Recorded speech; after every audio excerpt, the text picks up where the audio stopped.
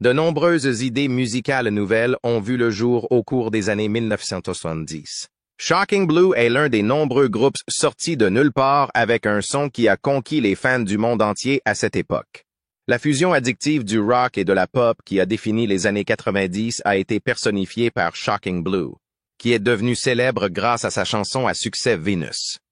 Mais il y a une histoire tragique d'une tristesse insondable et la chute d'un groupe qui aurait pu être l'un des meilleurs derrière toute cette gloire. La mystérieuse chanteuse Mariska Veras était la force motrice de la popularité de Shocking Blue. Grâce à son allure étonnante, à sa présence charismatique sur scène et à sa voix puissante, Mariska est devenue le visage public du groupe. Les tensions ont atteint un point tel que le groupe s'est séparé à cause de la tension engendrée par l'ascension rapide vers la célébrité et les voyages incessants.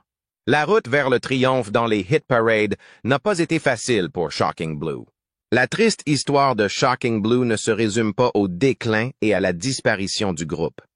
L'histoire explore les effets douloureux des demandes incessantes de l'industrie musicale, ainsi que les espoirs brisés et le potentiel non réalisé.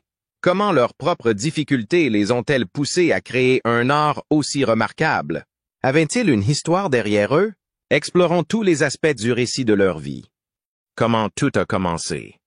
Le groupe de rock néerlandais révolutionnaire Shocking Blue faisait partie intégrante du mouvement Nederbeat, de la réaction du pays à l'invasion britannique et de la scène rock internationale en plein essor dans les années 1960. La fusion particulière de folk, de pop psychédélique et de rock du groupe lui a valu une renommée mondiale lorsqu'il s'est formé en 1967 à La Haye, ancien membre d'un autre groupe néerlandais célèbre, The Motions. Robbie Van Leeuwen Guitar, compositeur et producteur, a formé Shocking Blue. En fusionnant l'inventivité des Néerlandais avec les sensibilités mélodiques du rock américain et britannique, Van Leeuwen a voulu créer un groupe capable de rivaliser à l'échelle mondiale. Le chanteur Fred de Wilde, la bassiste Klaasje van der Waal et le batteur Cor van der Beek sont les premiers membres du groupe. La première chanson du groupe, Lucy Brown is Back in Town, 1968, présente des harmonies folkloriques proches de celles des Brothers Four, avec un son évoquant celui des Beatles. Le titre a connu un certain succès aux Pays-Bas, mais n'a pas suffi à catapulter le groupe vers la célébrité. Néanmoins, il s'agit d'un tremplin vers leur futur son, qui subira une transformation radicale après un changement de groupe décisif. En 1968, Fred de Wilde, le chanteur original de Shocking Blue, quitte le groupe après avoir été enrôlé dans l'armée néerlandaise. Ce départ a laissé un grand vide au sein du groupe, dont il était le principal artisan des premiers succès. À la croisée des chemins, Shocking Blue avait besoin d'un successeur capable d'amener le groupe à un niveau supérieur en termes de performance et de son. C'est à ce moment-là que Robbie Van Leeuwen, guitariste et compositeur du groupe, rencontre Mariska Veras, qui jouera un rôle déterminant dans le succès du groupe à l'échelle mondiale.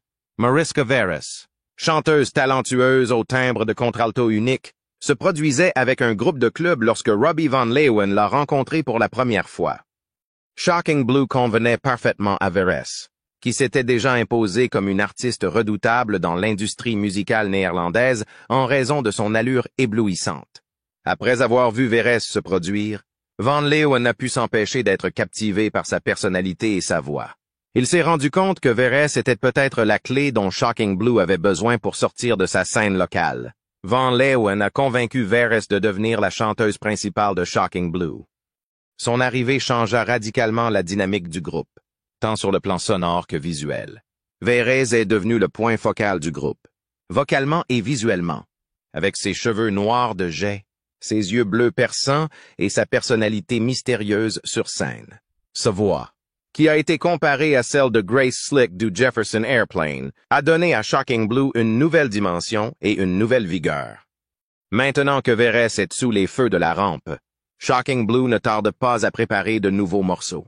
Venus, l'une des chansons les plus célèbres de l'époque, a été écrite par le guitariste et compositeur principal Robbie Van Leeuwen. La voix profonde et séduisante de Veras s'harmonise bien avec la mélodie, contagieuse propulsée par un riff de guitare inoubliable et un rythme endiablé.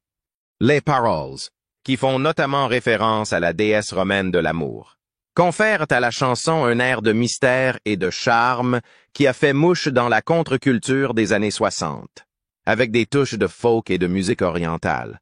Venus fusionne le rock, la pop et le psychédélisme. Le riff de guitare mémorable de la chanson est influencé par le riff de banjo des Big Three, tandis que l'arrangement et la vitesse sont évocateurs des sons modernes de la British Invasion et de l'ère du rock de la côte ouest américaine. Le single Venus a été lancé à l'été 1969 aux Pays-Bas. Il est rapidement devenu populaire, atteignant le 12e rang du top 40 de Veronica le 12 juillet 1969. 2 semaines plus tard, le 26 juillet 1969, elle a atteint sa plus haute position dans les charts néerlandais, marquant le premier grand succès du groupe avec Veres en tête. Grâce à la voix puissante de Veres et à l'enthousiasme contagieux de la chanson, Venus devient un succès aux Pays-Bas et lance la tournée mondiale du groupe. À la fin de l'année 1969, après des débuts réussis aux Pays-Bas, Venus sort aux États-Unis et au Royaume-Uni. Les débuts de la chanson dans les régions anglophones étaient très attendus, car elle avait déjà fait sensation dans toute l'Europe. Venus a commencé à gagner du terrain dans les classements des 2 pays, grâce à une large diffusion à la radio et à un bouche-à-oreille positif. Lorsque Venus atteint la première place du Billboard Hot 100 en février 1960, c'est le pic de popularité de la chanson aux États-Unis. Shocking Blue devient l'un des rares groupes néerlandais à figurer en tête des hit parades américains, ce qui constitue un exploit historique pour le groupe. Venus a été un succès marquant du début des années 1970 en raison de ses mélodies pop contagieuses, de son orchestration rock et de la voix distinctive de Veres. La chanson a également eu du succès au Royaume-Uni, mais pas autant qu'aux États-Unis. Elle a néanmoins contribué à accroître la popularité de Shocking Blue au niveau international et à consolider la position du groupe sur la scène rock britannique. Venus, une chanson de Shocking Blue, est devenue un succès international et a contribué à propulser le groupe vers la célébrité à la fin des années 60 et au début des années 70, alors qu'il était l'un des rares groupes de rock néerlandais à y parvenir. Dans toute l'Europe, Venus a été saluée par de nombreuses personnes. Avec 350 000 exemplaires vendus, la chanson a fait un tabac en Allemagne, où elle a atteint la première place. En grimpant rapidement dans les hit parades d'autres pays et en consolidant la position de Shocking Blue en tant que groupe de rock de premier plan, la réception de la chanson en Allemagne a reflété son succès plus large en Europe. C'est toutefois en Amérique que Venus atteint sa véritable notoriété. En février 1970, Venus arrive en tête des hit parades et y reste 3 semaines d'affilée. Premier groupe néerlandais à voir un single atteindre la première place des hit parades américains. Venus de Shocking Blue a été une énorme affaire pour l'industrie musicale du pays. Aux États-Unis, Venus a séduit les amateurs de rock et de pop grâce à son rythme entraînant, à son riff de guitare inoubliable et à la voix unique de Mariska Hargitay. Venus a connu un succès phénoménal au box-office américain. Après avoir été vendu à plus d'1 million d'exemplaires en janvier 1960, le single a été certifié disque d'or par la Recording Industry Association of America. Cette certification est très importante car elle témoigne de la popularité de la chanson et de son influence sur le plus grand marché de la musique au monde. Venus est l'un des singles les plus populaires de tous les temps, vendu à plus de 5 millions d'exemplaires dans le monde entier. De l'Europe à l'Amérique du Nord, en passant par l'Asie et au-delà, la popularité transfrontalière de la chanson était évidente, car elle figurait en tête des hit parades et était diffusée sur les ondes. Shocking Blue est devenu un phénomène mondial et a consolidé la position du groupe dans l'histoire de la musique grâce à ses ventes massives et à son succès. Shocking Blue s'était déjà fait un nom sur la scène rock néerlandaise avec des chansons antérieures, mais Venus a été leur succès le plus célèbre et le plus durable. Fin 1968, le groupe sort le single de rock psychédélique Send Me a Postcard. La chanson avait des accroches contagieuses et beaucoup d'énergie. Signe précurseur de la promesse du groupe, la chanson est devenue un énorme succès dans toute l'Europe, y compris aux Pays-Bas. En fusionnant habilement le rock, le psychédélisme et la pop dans leur propre son, Le groupe a démontré sa capacité à composer des chansons pop-rock captivantes avec une touche distincte sur Send Me a Postcard. Send Me a Postcard étant un succès retentissant. Shocking Blue l'a suivi en 1969 avec Long and Lonesome Road. Cette chanson, plus connue sous le nom de Long Lonesome Road, illustre le talent du groupe à mélanger des riffs rock avec des mélodies accrocheuses. Avec son rythme contagieux, la chanson met en valeur les capacités du guitariste et parolier Robbie Van Leeuwen. La réputation de Shocking Blue s'est encore renforcée et les bases du succès mondial de Venus ont été jetées avec Long and Lonesome Road, bien accueilli aux Pays-Bas et dans d'autres pays européens.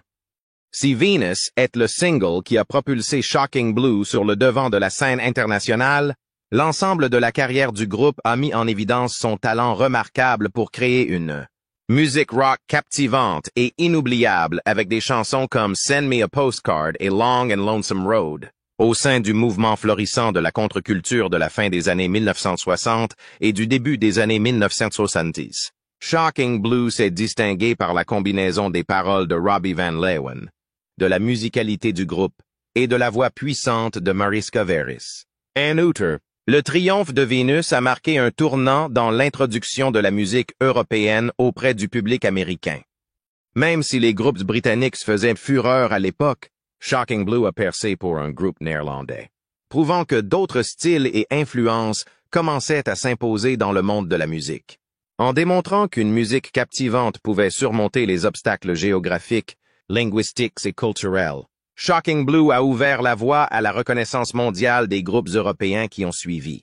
Dans les annales du pop-rock, Venus reste un moment décisif. C'est l'une des chansons les plus marquantes de son époque en raison de son énorme succès économique, de sa popularité durable et de sa pertinence culturelle. Le succès de Venus a dépassé le cadre du commerce. Elle a fait date dans la culture populaire. Reflet de la musique psychédélique de la fin des années 1960 et du début des années 1970, de l'émancipation féminine et du mysticisme. La chanson résume l'esprit de l'époque. Mariska Veris était une source d'inspiration pour de nombreuses jeunes femmes qui aspiraient à devenir des stars du rock, en raison de son image de chanteuse mystérieuse et puissante. Grâce à la popularité de Venus, Shocking Blue a pu voyager dans le monde entier et enregistrer davantage de musique.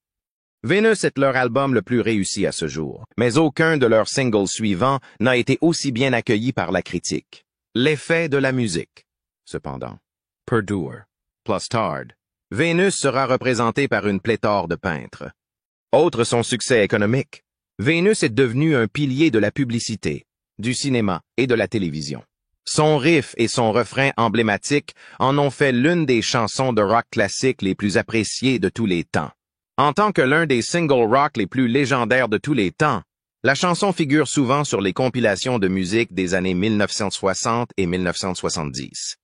Shocking Blue a consolidé sa position sur la scène rock mondiale avec une série de chansons après l'énorme triomphe de Venus. Autre sortie. Si Venus est certainement la chanson la plus connue du groupe, de nombreuses autres chansons ont connu un succès financier important, notamment en Europe, en Amérique latine et en Asie. La capacité du groupe à combiner des mélodies accrocheuses, des riffs rock solides et la voix inhabituelle de la chanteuse Mariska Veris leur a permis de conserver leur attrait dans de nombreux pays, même s'ils n'ont pas réussi à recréer leur succès aux États-Unis. Après le succès de Venus, Shocking Blue sort Mighty Joe en 1969. Avec la face Be Wild Wind. Ce titre est un nouveau succès pour le groupe, qui confirme sa place dans l'industrie musicale mondiale. Mighty Joe est un morceau de rock puissant avec un rythme soutenu et une voix séduisante de Veris, qui maintient la tradition du groupe en matière de composition accrocheuse à base de guitare. Le single s'est bien vendu en Europe et dans d'autres régions, atteignant le top 10 dans plusieurs pays. Son succès économique a été considérable, avec plus d'1 million d'exemplaires vendus dans le monde, prouvant que Shocking Blue n'était pas un one-hit wonder. En 1970, Shocking Blue sort Never Marry a Railroad Man, qui devient l'un des succès les plus durables et les plus populaires du groupe. La chanson, accompagnée de la face B-Roll Engine Roll, démontre la capacité du groupe à créer des chansons mémorables avec une combinaison distincte de composants rock et pop. Never Marry a Railroad Man a une mélodie attrayante et un refrain accrocheur, complété par la voix expressive de Varèse qui communique l'histoire mélancolique de la chanson. L'album se classe dans le top 10 dans de nombreux pays, dont les Pays-Bas, l'Allemagne et la France. Comme Mighty Joe, il s'est vendu à plus d'1 million d'exemplaires dans le monde, consolidant la réputation de Shocking Blue en tant que groupe à succès constant. Le succès de la chanson en Europe et ailleurs confirme la popularité durable du groupe et consolide sa place dans sa carrière. Au cours des années 70, Shocking Blue a continué à faire de la musique qui a touché les auditeurs dans une variété de régions, même si leur importance aux États-Unis et au Royaume-Uni a diminué. Des chansons comme Hello Darkness et Demon Lover, toutes deux publiées en sont populaires, en particulier en Europe et en Amérique latine.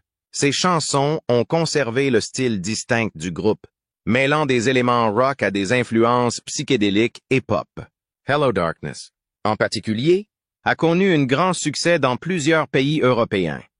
Shocking Blue a sorti plusieurs singles à succès sur les marchés établis en 1971. Don't Shocking You, Blossom Lady at Out of Sight, Out of Mind. Bien qu'elles ne soient pas aussi connues internationalement que Venus ou Never Marry a Railroad Man, ces chansons sont restées populaires en Europe continentale, au Japon et en Amérique latine. Blossom Lady a été particulièrement appréciée aux Pays-Bas et en Belgique, où elle a figuré en tête des hit parades. Malgré sa popularité de longue date dans de nombreux pays, Shocking Blue a eu plus de mal à se classer aux États-Unis et au Royaume-Uni après 1970. Les marchés américains et britanniques de la musique étaient extrêmement compétitifs, avec de nouvelles tendances et de nouveaux genres, tels que le glam rock, le heavy metal et le disco qui gagnaient du terrain. En conséquence, la musique de Shocking Blue, fortement influencée par le rock des années 60 et les psychédéliques, n'a pas réussi à retrouver l'élan qu'elle avait connu dans le passé. En 1972 et 1973, Shocking Blue continue à produire des tubes, surtout en Europe et en Asie. Inkpot, 1972, est un morceau phare de cette période, avec une production plus soignée tout en conservant le son caractéristique du groupe. Il est suivi par Rock in the Sea et Eve and the Apple en 1972, qui remportent tous deux un franc succès dans plusieurs pays européens. Ces chansons adhèrent à la formule de Shocking Blue, à savoir un rock accrocheur à base de guitare et de voix engageante, ce qui leur assure un attrait durable dans les pays où leur base de fans est solide. En 1973, le groupe sort Oh Lord, qui connaît un succès modeste en Allemagne et au Japon. Bien que ces dernières chansons ne soient pas classées aux États-Unis ou au Royaume-Uni, elles démontrent la capacité de Shocking Blue à s'adapter et à créer une musique qui plaît à ses principaux fans. Le succès du groupe en Europe, en Amérique latine et en Asie au cours de ces années a souligné son attrait mondial, même s'il a eu du mal à maintenir ses précédents sommets commerciaux. Leur succès dans diverses régions étrangères, en particulier en Europe, en Amérique latine et en Asie, a démontré la portée mondiale de leur musique à une époque où peu de groupes non anglophones avaient atteint une notoriété comparable. Bien que le succès de Shocking Blue aux États-Unis et au Royaume-Uni ait chuté après 1970, la capacité du groupe à conserver des fans dévoués dans d'autres pays est un hommage à l'attrait intemporel de ses chansons, ainsi qu'à la qualité durable de la voix de Mariska Veer et de la composition de Robbie Van Leeuwen. Le départ de Klaasje van der Waal de Shocking Blue à la fin de l'année 1971 marque le début de changements majeurs pour le groupe. En tant que membre fondateur et bassiste du groupe, Van der Waal a joué un rôle déterminant dans le développement du son du groupe, en particulier au cours de leur ascension vers une renommée mondiale. Sa décision de quitter le groupe est intervenue après leur premier voyage au Japon, qui a marqué une étape importante dans l'histoire de Shocking Blue.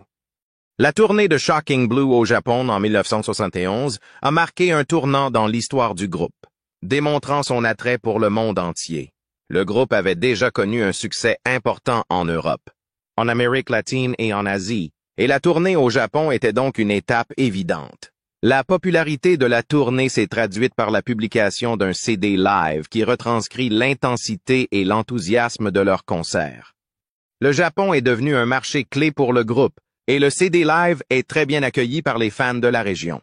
Malgré cette réussite, les tensions internes commencent à augmenter, ce qui entraîne le départ de Klaas van der Waal.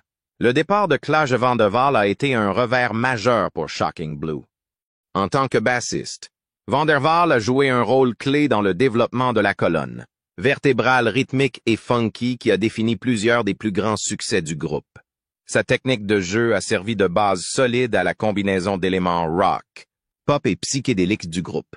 Après avoir quitté Shocking Blue, Van der Waal souhaitait vivre une vie plus tranquille et s'adonner à d'autres passe-temps.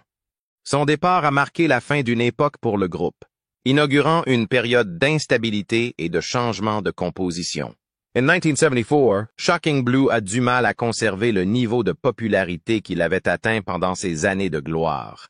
Bien que le groupe continue d'enregistrer des chansons et de se produire, son élan a diminué, en particulier après la perte de membres importants tels que Klaas van der Waal.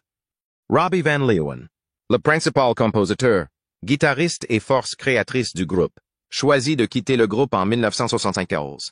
Le départ de Van Leeuwen a porté un coup important à Shocking Blue, car il avait été la force motrice de leurs chansons les plus réussies, Not Venus, Mighty Joe at Never Marry a Railroad Man. La démission de Van Leeuwen a été motivée par un certain nombre de circonstances, notamment la fatigue créative et les exigences liées au maintien de la popularité du groupe. Au milieu des années 1960, les tendances musicales avaient changé et l'émergence de nouveaux genres tels que le disco et le punk signifiaient que la forme de rock de Shocking Blue perdait en popularité. En outre, Van Leeuwen était de plus en plus désillusionné par le monde de la musique et essayait de se détacher des attentes élevées qui accompagnaient le fait de faire partie d'un groupe populaire. Après avoir quitté Shocking Blue, Van Leeuwen a poursuivi divers projets musicaux, dont la création de Galaxy Lynn, un nouveau groupe qui expérimentait des sons rock plus progressifs. Galaxy Lynn n'a cependant jamais atteint le même degré de popularité que Shocking Blue, et Van Leeuwen s'est finalement retiré de l'industrie musicale, préférant se concentrer sur l'écriture et la production de chansons.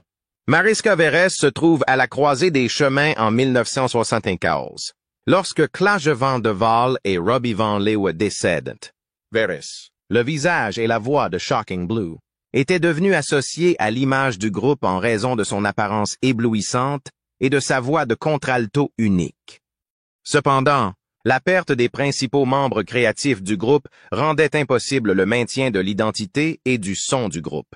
Fin 1974, Veres décide de quitter Shocking Blue et de poursuivre une carrière solo. La démission de Veres met fin à l'existence de Shocking Blue en tant que groupe. Sans elle, le groupe ne peut plus fonctionner sous le même nom et est officiellement dissous. Après leur séparation, Veres entame une carrière solo qui durera jusqu'en 1982. Pendant cette période, elle a enregistré plusieurs chansons dans des genres musicaux variés, allant de la pop au jazz. Bien que sa carrière solo n'atteigne pas les sommets de sa période avec Shocking Blue, Mariska Veres reste une figure célèbre aux Pays-Bas et est louée pour sa voix puissante. Mariska Veres a momentanément disparu de l'industrie musicale après avoir abandonné sa carrière solo au début des années 1980, mais elle est revenue pour participer à divers projets, notamment à la renaissance de Shocking Blue avec de nouveaux membres dans les années 1990. Bien que cette itération du groupe n'ait pas connu un grand succès économique, elle a permis à Veres de renouer avec son passé et de jouer pour une nouvelle génération d'admirateurs. Après la dissolution de Shocking Blue en 1974 en raison du départ de membres clés, l'histoire du groupe semblait terminée. Cependant, le souvenir de leur succès, Not Venus, a permis à leur musique de rester populaire jusqu'à la fin des années 1970 et au-delà. Cette popularité résiduelle a incité les membres du groupe à tenter de le réintégrer. Reunions. 1969 est l'année où Shocking Blue se reforme avec sa formation la plus connue, qui comprend Robbie Van Leeuwen à la guitare et Mariska Veres au chant. La réminiscence et le succès éternel des chansons précédentes ont été les principaux facteurs de motivation pour cette session de réunion du groupe. Pendant cette période de révitalisation, le groupe commence à enregistrer une nouvelle chanson qu'il baptise Louise. Malgré le fait qu'elle soit censée être leur chanson de retour, la chanson n'a jamais été formellement publiée, ce qui indique que l'effort du groupe pour se ressusciter n'a pas abouti.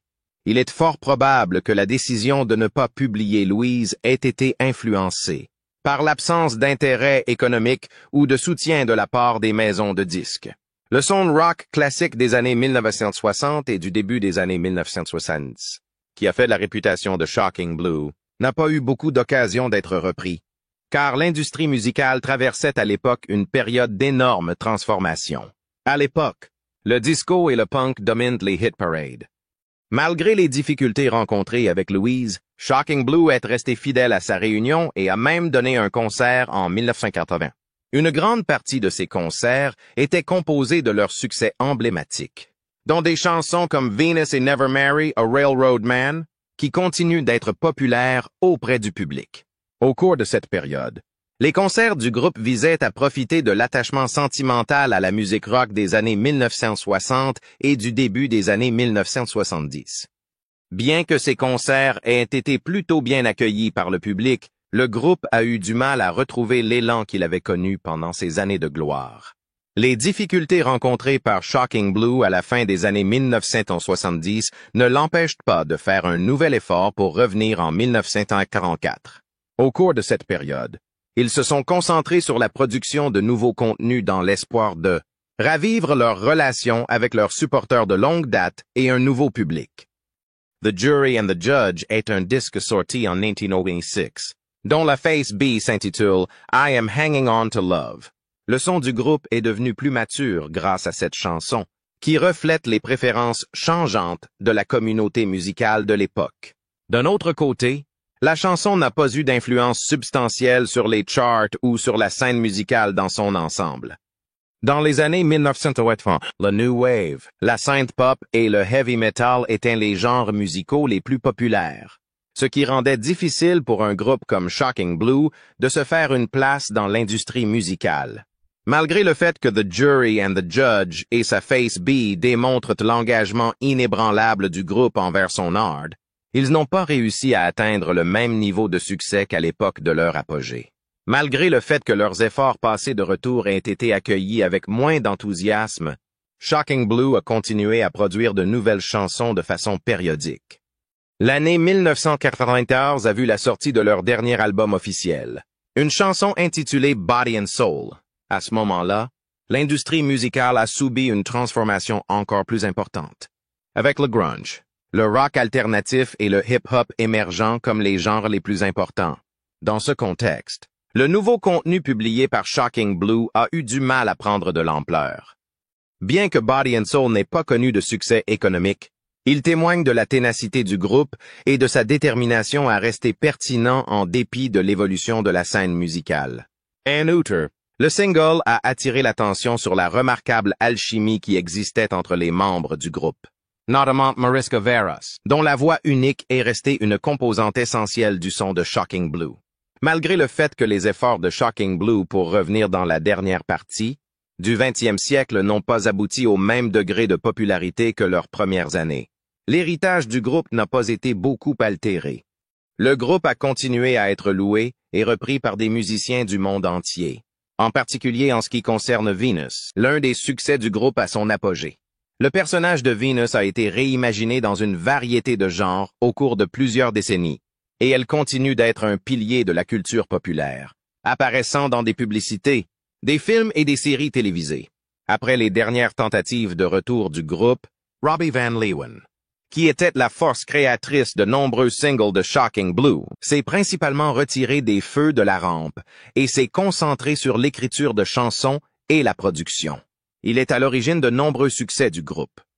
Cor van der Beek, le premier batteur de Shocking Blue, est décédé le 2 avril 1988 à Rotterdam, aux Pays-Bas. Il avait 49 ans au moment de son décès, en particulier pendant les années fastes du groupe, lorsqu'il créait des singles qui allaient résister à l'épreuve du temps, comme Venus. Son jeu de batterie était essentiel pour jeter les bases du son unique du groupe. Il était l'un des membres les plus importants du groupe. Le groove et le rythme qui sont devenus caractéristiques de la musique de Shocking Blue ont été considérablement façonnés par la contribution de Van der Beek au groupe, qui était remarquable en soi.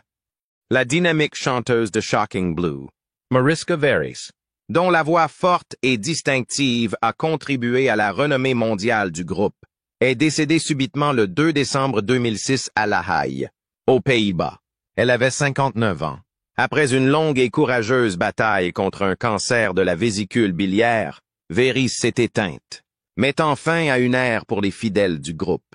Veris était devenu le visage de Shocking Blue et de sa voix, d'une beauté envoûtante, que l'on retrouve dans des chansons telles que Venus Never Marry et Railroad Man et Mighty Joe, a établi un héritage qui perdurera pour les générations à venir. Clash Van der Waal, le bassiste original de Shocking Blue, est décédé le 12 février 2018, à l'âge de 69 ans. En plus d'être connu pour ses lignes de basse puissantes, qui ajoutaient de la profondeur au son du groupe, Van der Waal a également contribué de manière importante à la création des rythmes entraînants et accrocheurs qui caractérisent de leurs chansons. L'année 1971 marque son départ du groupe, mais ses contributions pendant la période la plus fructueuse du groupe restent importantes. Shocking Blue est un groupe qui a joué un rôle important dans la scène rock néerlandaise et qui a laissé un impact indéniable sur l'histoire de la musique dans le monde entier grâce à ses contributions au mouvement de la contre-culture de la fin des années 1960 et du début des années 1970. La mort de ses membres importants symbolise la fin du chapitre Shocking Blue. Leur héritage se perpétue de génération en génération grâce à la popularité durable de leur musique, qui continue d'être adoptée par des personnes de tous âges. Bananarama, un groupe féminin britannique, a réussi à atteindre une grande popularité avec son interprétation de la célèbre chanson Venus de Shocking Blue, qu'il a sortie en 1986. Non seulement l'interprétation de la chanson par le groupe a démontré son approche unique, mais elle a également donné à la chanson une nouvelle vie pour un public plus jeune. Instantanément, l'interprétation de Vénus par Bananarama est devenue un succès dans le monde entier. Le titre a obtenu un succès considérable dans les hit parades, se hissant jusqu'à la première place du Billboard Hot 100 aux États-Unis. Ce succès est d'autant plus remarquable que c'est la première fois qu'une chanson néerlandaise arrive en tête des hit parades américains. Cette réussite a mis en évidence la popularité constante de la chanson originale ainsi que le succès de l'interprétation de Bananarama, qui a su capturer l'esprit de la chanson pour la scène pop des années 1980. La chanson a connu le même niveau de popularité au Canada qu'aux États-Unis, atteignant finalement la première place des hit parades au Canada. En outre, Venus de Bananarama a atteint le sommet des charts en Australie, où elle s'est également bien comportée. La popularité durable de la chanson et la manière dont Bananarama l'a adaptée avec succès au public du milieu des années 1980 sont deux facteurs qui ont contribué au succès de la chanson à l'échelle mondiale. Au Royaume-Uni, la chanson s'est classée au 8e rang du hit parade des singles avant d'atteindre la première place. Bien qu'elle n'ait pas